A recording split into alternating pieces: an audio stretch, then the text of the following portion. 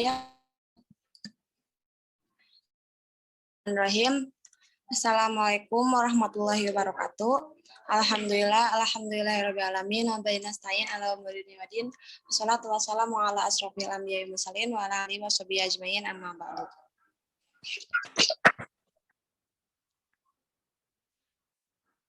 Rabbi shrah li sadri wa yassir li amri wahlul 'uqdatam min lisani yafqahu qawli. Sebelumnya saya mengucapkan terima kasih kepada teman-teman audiens yang sudah berpartisipasi untuk mengikuti kegiatan PKM hari ini. Kedengeran nggak, Pak?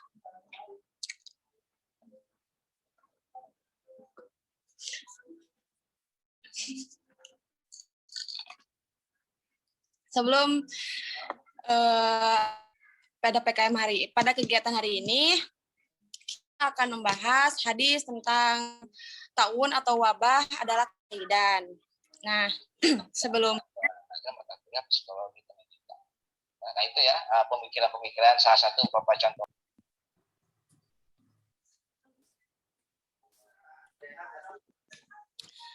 Sebelum masuk ke materi, saya mengenalkan diri. Saya Jujun Cuna moderator, kemudian ada pemilihan sebagai petulen, kemudian ada pemateri, ada Teh Syarifat Lema, ada Adede Diana, Alfian, dan Teh Andini. Nah, masuk ke materi yang pertama, yaitu pembacaan teks hadis dan terjemahannya yang akan dipaparkan oleh Teh Syarifatul Mar'ah. Waktu dan tempat dipersilahkan. Silakan Teh Syarifat.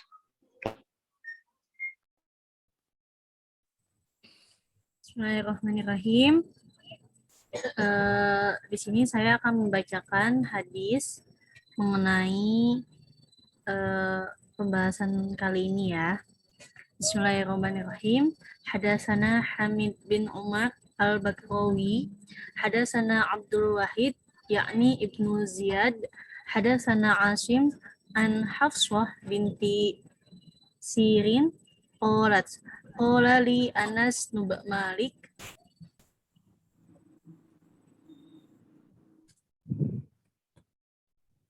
bima mata Yahya bin Abi Umrah qalat qultu bit-ta'un qalat faqala qala Rasulullah sallallahu alaihi wasallam at-ta'unu syahadatun likulli muslimun, rawahu Muslim, yang artinya menceritakan kepada kami Hamid bin Umar al-Bakrawi, menceritakan kepada kami Abdul Wahid binti Ziyad, menceritakan kepada kami Asim dari Hafsah binti Sirin, ia berkata, Anas bin Malik berkata kepadaku, Yahya bin Abi Amroh meninggal karena apa? Aku berkata karena ta'un. Lalu Anas berkata, Rasulullah Shallallahu Alaihi Wasallam bersabda, Ta'un adalah kesyahidan, dihitung syahid bagi setiap muslim. Hadis riwayat Muslim. Sudah, silakan moderator dilanjutkan. Baik, terima kasih sudah membacakan teks hadis dan terjemahannya. Kemudian lanjut materi yang kedua yaitu pembacaan syarah hadis atau penjelasan hadis yang akan dipaparkan hadirin semua.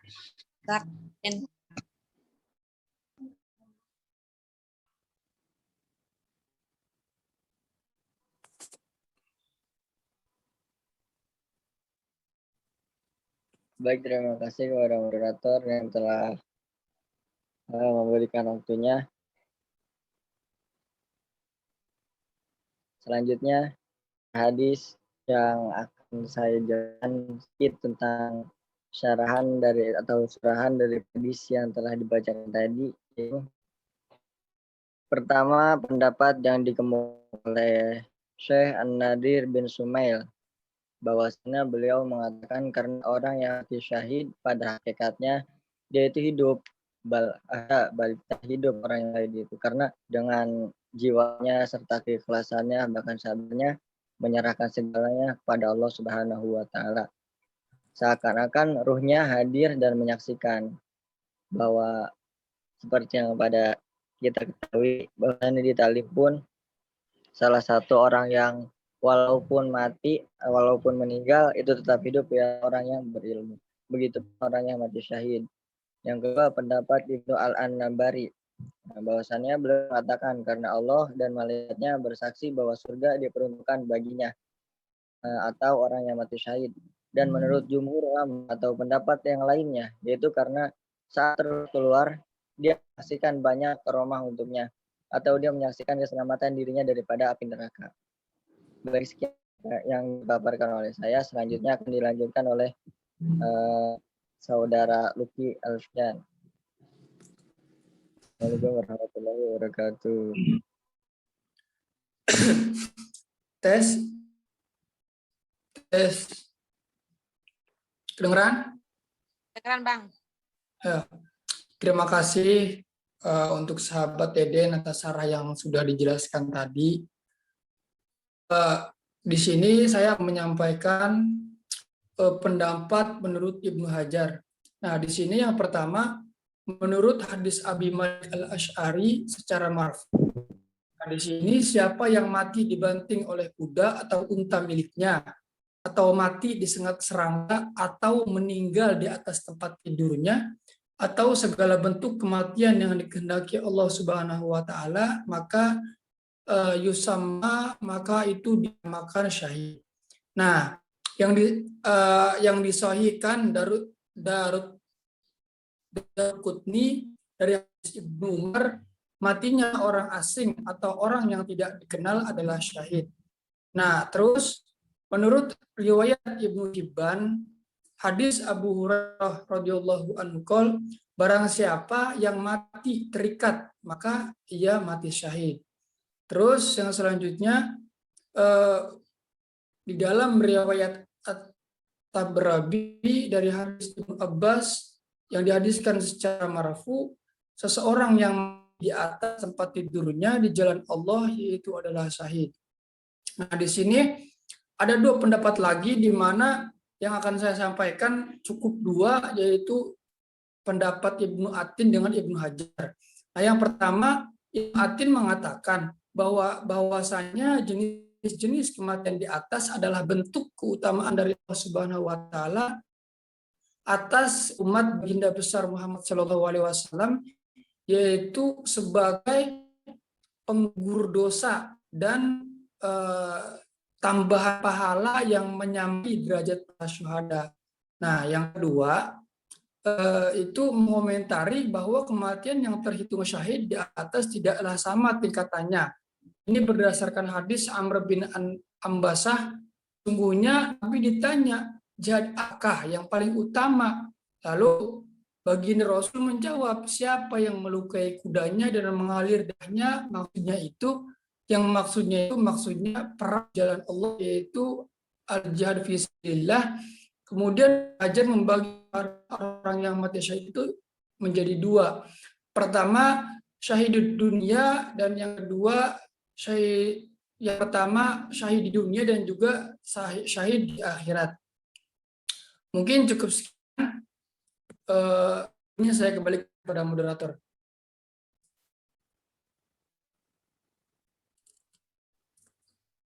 Terima kasih kepada Deden dan Lucky Alfian yang sudah mengupdate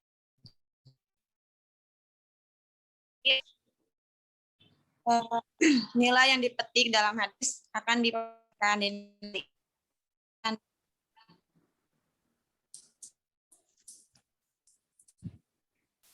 Baik, terima kasih kepada moderator.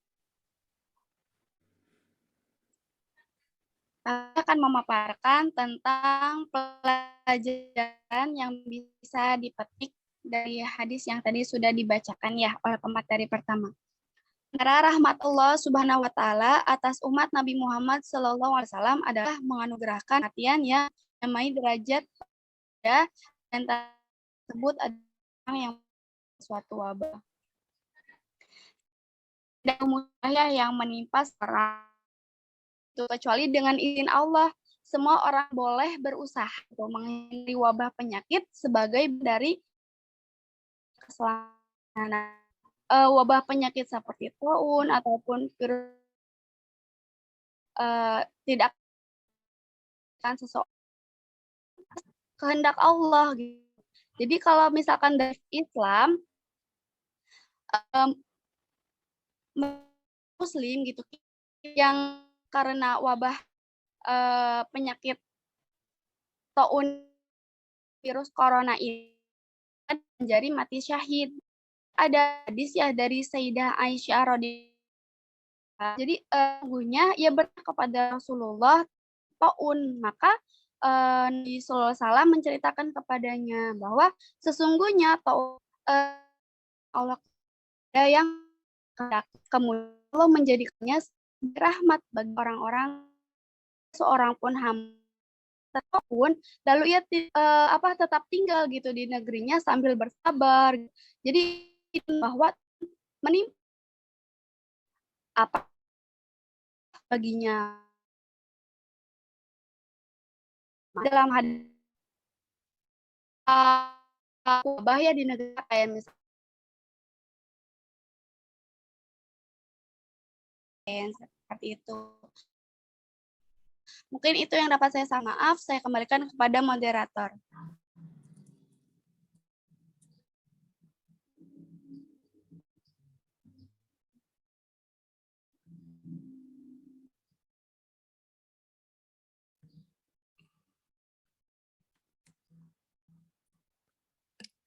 Baik, terima kasih kepada Teh Andin yang sudah memaparkan materinya. Sudah ke sesi untuk audiens, ada yang mau bertanya silakan, dan jika ada yang menambahkan silakan.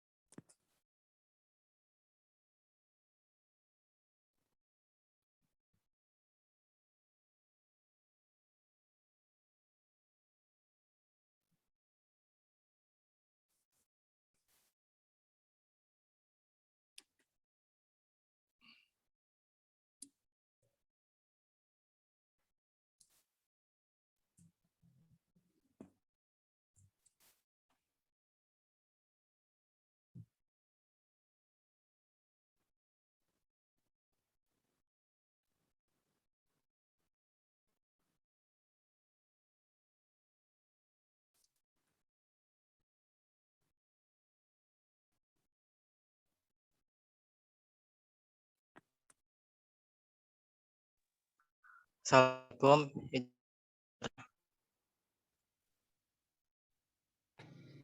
Waalaikumsalam. Kan Baik. Izinnya. Nah, sebenarnya di tahunnya tadi kan bawa siap di Bandung.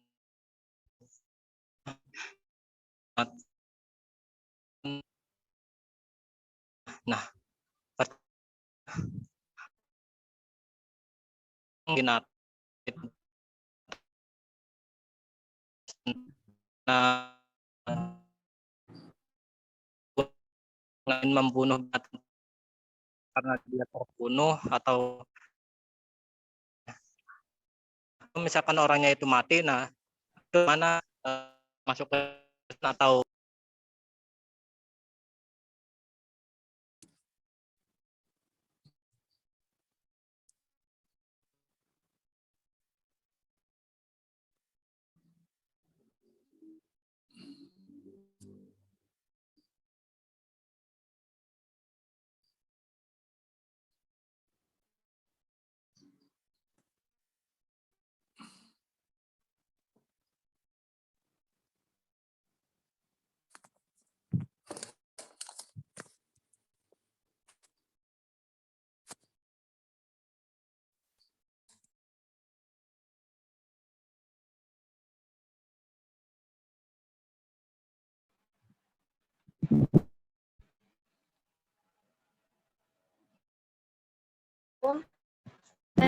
Tanya.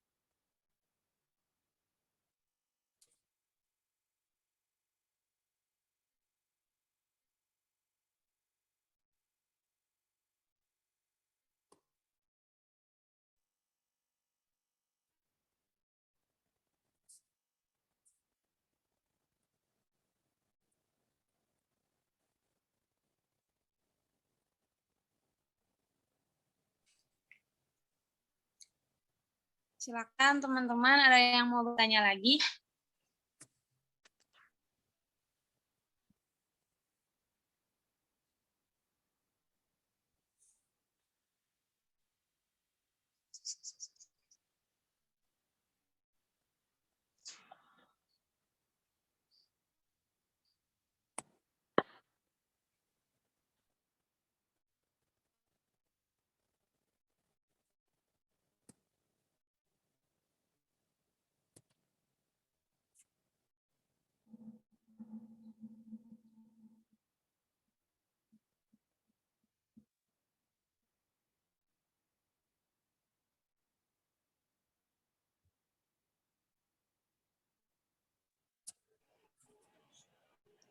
Assalamualaikum.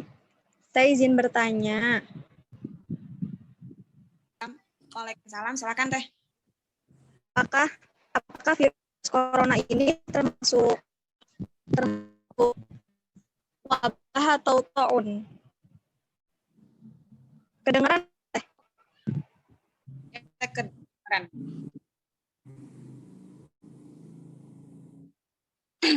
Baik, terima kasih untuk Teh Azkiyah Nupus. Kita tampung dulu pertanyaannya. Untuk teman-teman audiens yang lain yang ingin bertanya, silakan. Juga. Oke, sebelum jawab pertanyaannya, untuk notulen, silakan dibacakan kembali pertanyaan dari audiens. Silakan notulen. Baik, terima kasih kepada moderator. Saya sebagai notulen izin menjelaskan atau membacakan pertanyaan-pertanyaan yang telah disampaikan oleh para audiens ya. Ini kita mendapat 2 pertanyaan. Pertanyaan yang pertama yaitu, jika ada seseorang yang berniat membunuh hewan, tapi dia malah terbunuh oleh hewan tersebut, apakah itu dikatakan mati syahid? Lalu pertanyaan yang kedua, saudari Zakiah, pertanyaannya, virus corona ini termasuk taun atau wabah? Silakan kepada materi yang bersedia untuk menjawab, silakan dijawab pertanyaannya.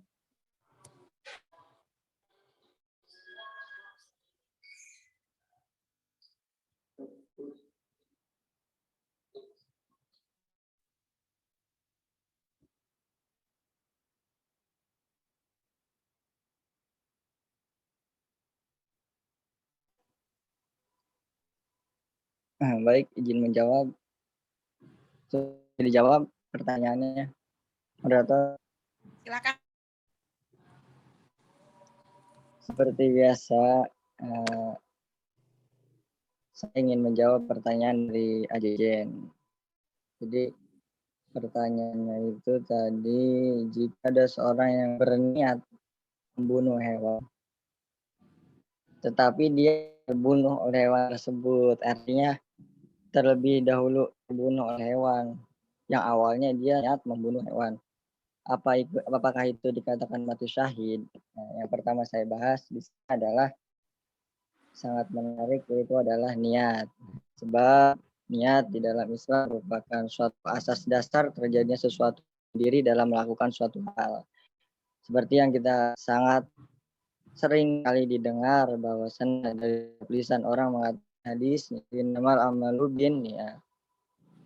Innamal amalu binniyat, innamal likulli imri'in ma nawa. Jadi setiap amal atau perbuatan itu dapat dilakukan seseorang karena atas dasar niat, baik sadar maupun tidak sadar, yang jelas terlintas dalam hati untuk melakukan sesuatu, itu yang dikatakan dengan niat.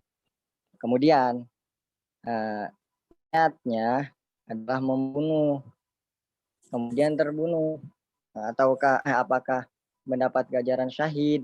Yang perlu kita ketahui adalah setiap sesuatu hal yang baik pasti diraih dan dilakukan dengan hal yang baik. Contoh misal seperti ini. Kita memakai dalil niat, innamal amalu binniyat.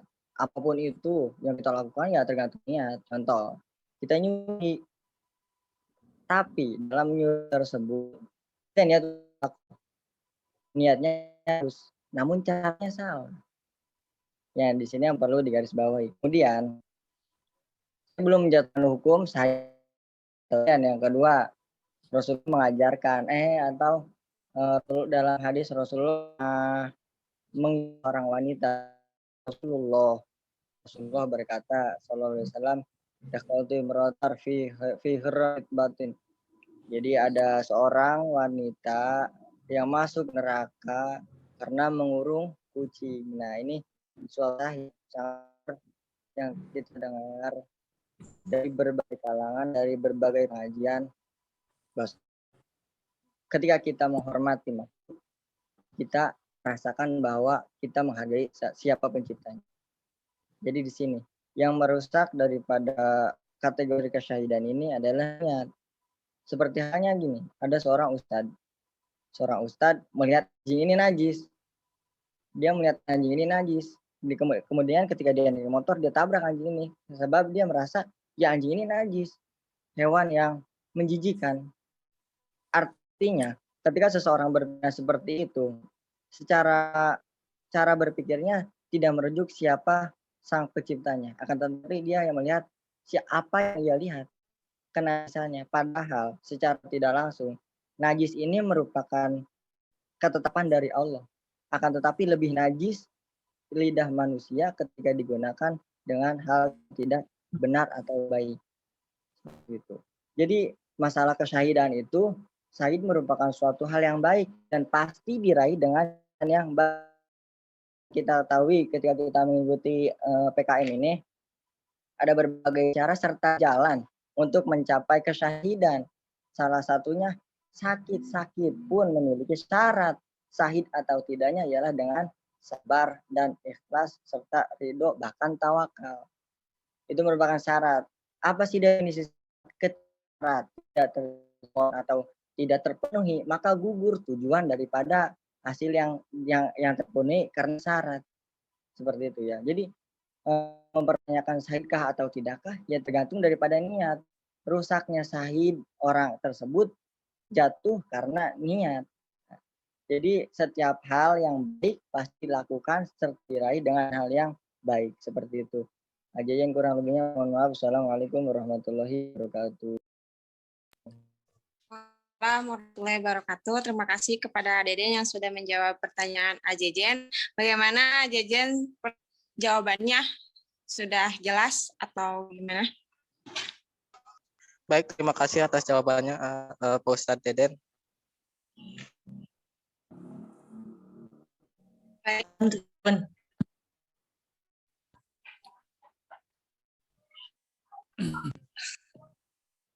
Alhamdulillah pertanyaan sudah terjawab dan pertanyaan kedua akan dijawab oleh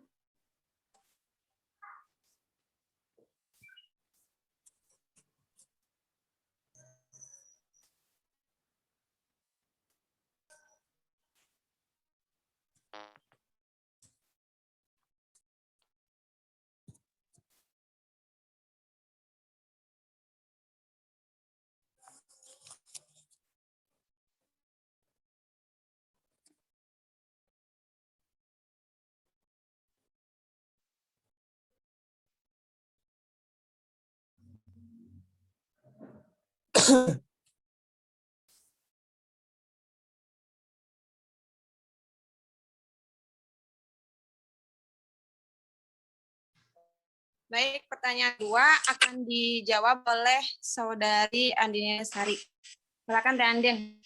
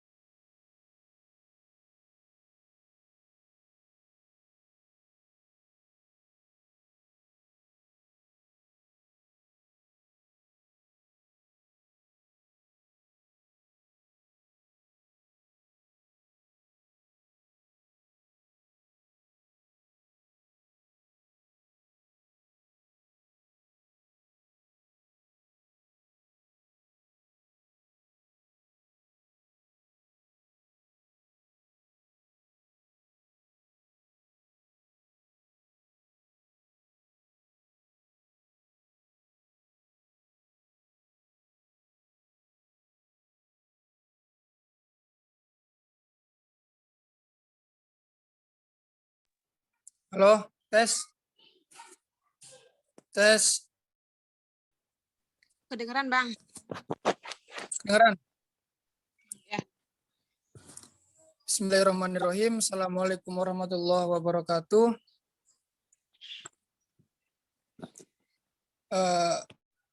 Izin menjawab ya dari pertanyaan yang kedua.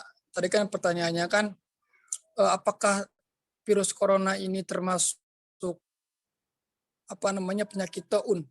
Nah, menurut saya ini adalah ilmu kiasan yang mana menjadi 4 dasar ya, bukan 4 dasar, yang mana menjadi salah satu 4 dasar sumber agama Islam, yaitu ilmu kiasan. Nah, bisa kita logikakan bahwasanya penyakit corona ini bisa kita samakan ya, bisa kita samakan dengan penyakit taun, di mana samanya itu di mana? Samanya itu di yang memang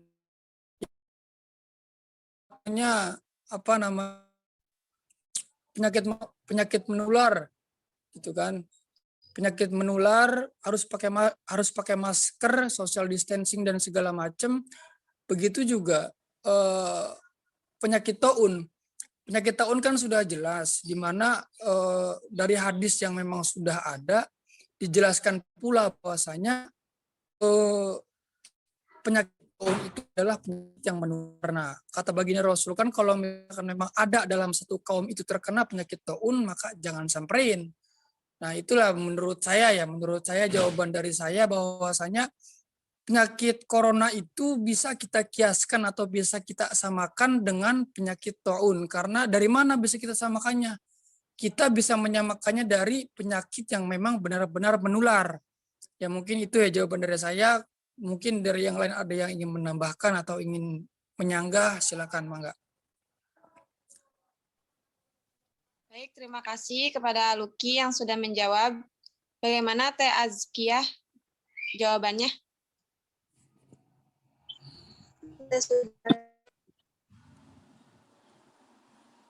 Baik, berhubung waktunya sudah mau habis ya, teman-teman. Kita hari ini sebelum ditutup, saya minta teman-teman untuk dokumentasi.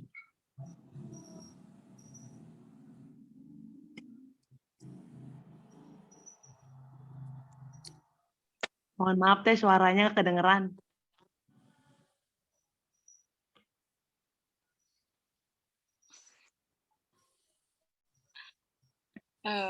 Teh Ipah, ayo.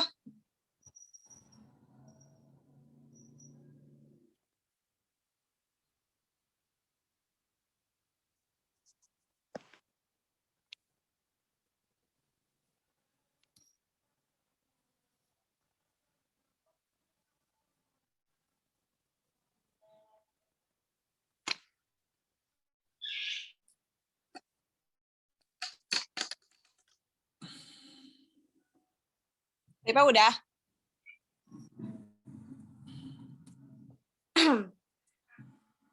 Baik,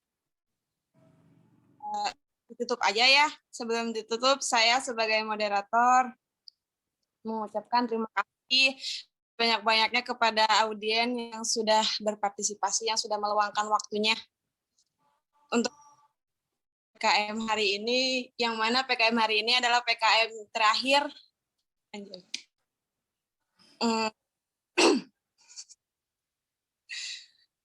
Langsung saja, saya sebagai moderator pamit undur diri.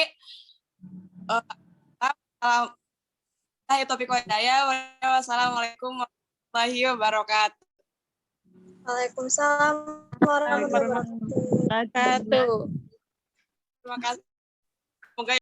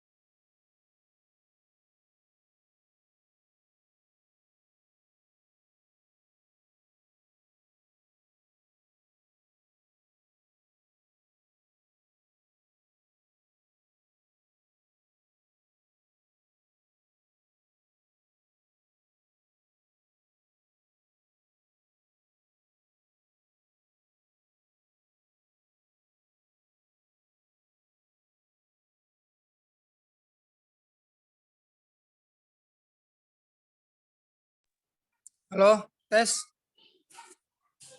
Tes. kedengeran, Bang. Kedengeran? Ya. Bismillahirrahmanirrahim. Assalamualaikum warahmatullahi wabarakatuh.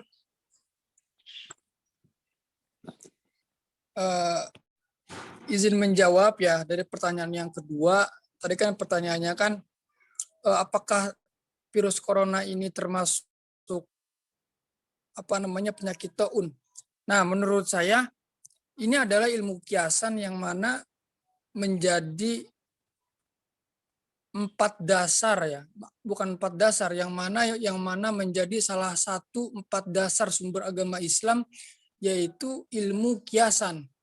Nah, bisa kita logikakan bahwasanya penyakit corona ini bisa kita samakan ya, bisa kita samakan dengan penyakit taun, di mana samanya itu di mana? Samanya itu di yang memang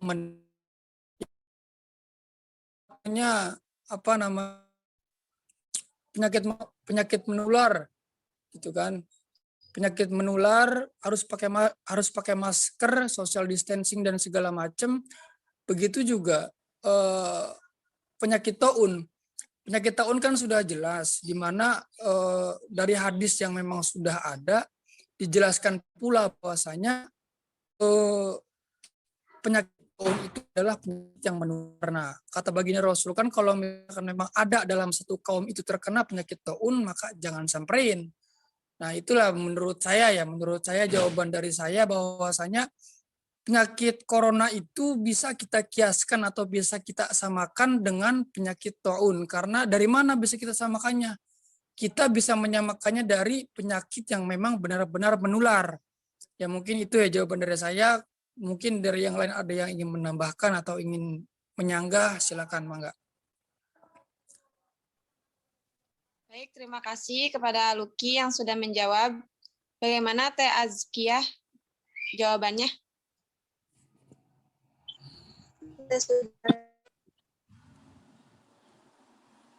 Baik, berhubung waktunya sudah mau habis ya, teman-teman. Kita hari ini sebelum ditutup, saya minta teman-teman untuk dokumentasi.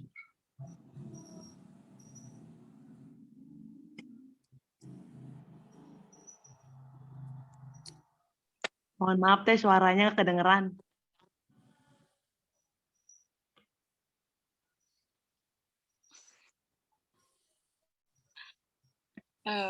Teh Ipah, ayo.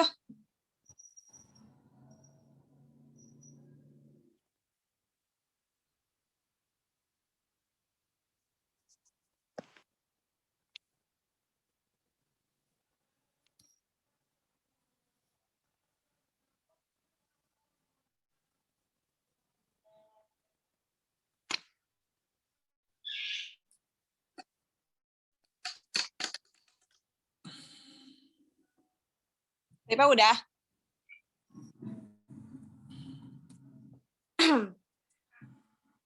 Baik, ditutup aja ya. Sebelum ditutup, saya sebagai moderator mengucapkan terima kasih banyak-banyaknya kepada audien yang sudah berpartisipasi, yang sudah meluangkan waktunya untuk PKM hari ini, yang mana PKM hari ini adalah PKM terakhir.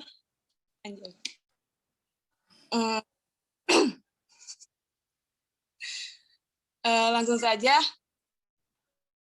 Saya sebagai moderator pamit undur diri. Wassalamualaikum warahmatullahi wabarakatuh. Waalaikumsalam warahmatullahi wabarakatuh. Terima kasih.